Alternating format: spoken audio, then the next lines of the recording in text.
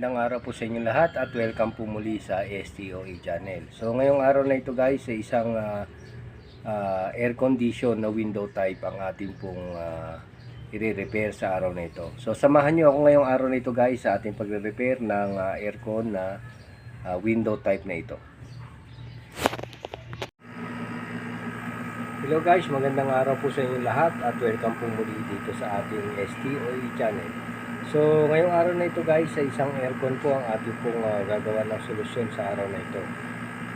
Samahan niyo po ako ngayong araw na ito sa ating gagawing pagre-repair ng window type air conditioning. So ito guys yung ating i-repair na air condition.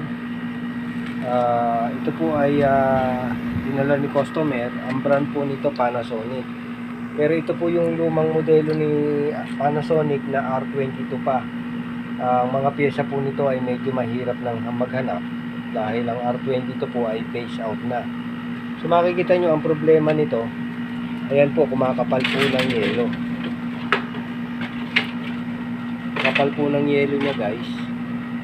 Ang mangyayari po kasi dito, kapag ka po nakakabit itong sensor niya, so mamamatay po yung kompreso dahil mag-a-anti-freezing po ito. Ang ganito pong problema ay hindi po normal. Dahil ito po ay hindi po refrigerator. Ito po ay air condition. So nangyayari, mapupuno po ng yelo yan, kakapal po ng kakapal. At pagkatapos, wala na po may bubugang hangin dito. Dahil kung may cover po siya rito guys, kung may cover po siya, dito po ang entry ng hangin dito sa ating evaporator.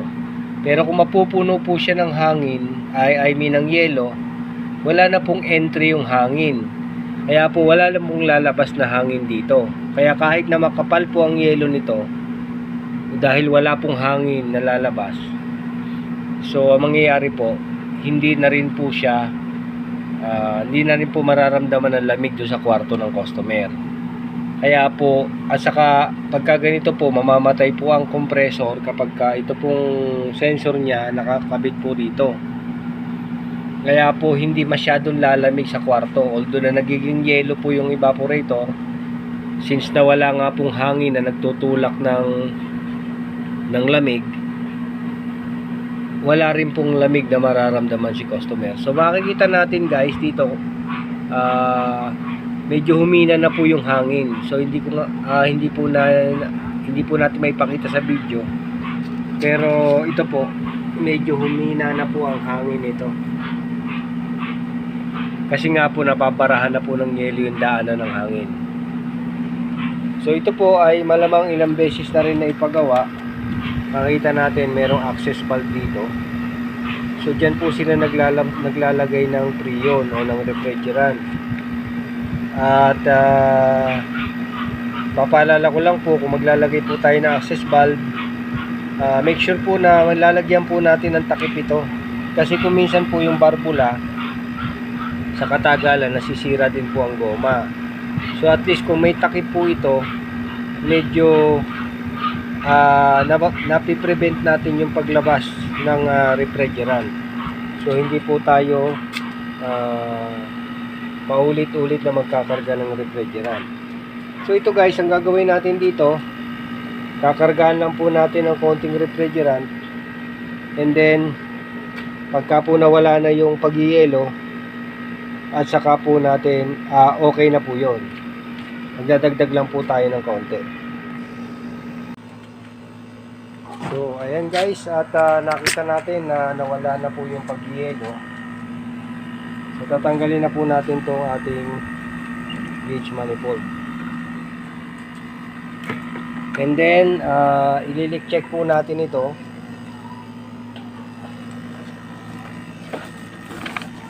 Titingnan natin kung meron pong singaw dito. So ayan po, wala siyang singaw.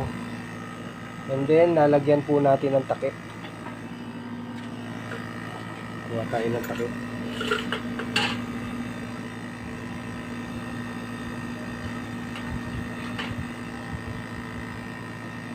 Ayan, huwag po natin kakalimutan na lagyan ng takip.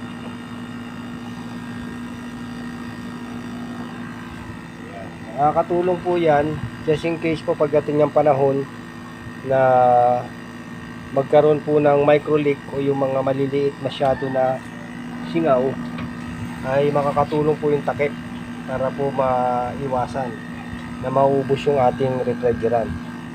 So ngayon guys, ito normal na itong ating aircon. Ang current natin ay 4.6 ngayon.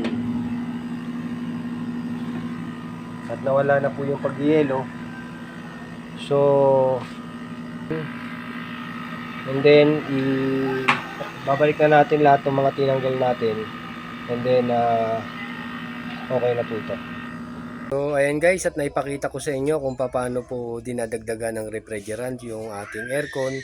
Kapag ka po nakita natin na nag-icing o nagyayelo po yung ating evaporator, yun po ay kahulugan na kulang po ang refrigerant. Ano man pong brand ng aircon o ano man pong type ng aircon, mapa window type or split type na aircon, kapag nakita po natin na ang kanyang evaporator ay nagyayelo at kailangan po natin dagdagan ng refrigerant.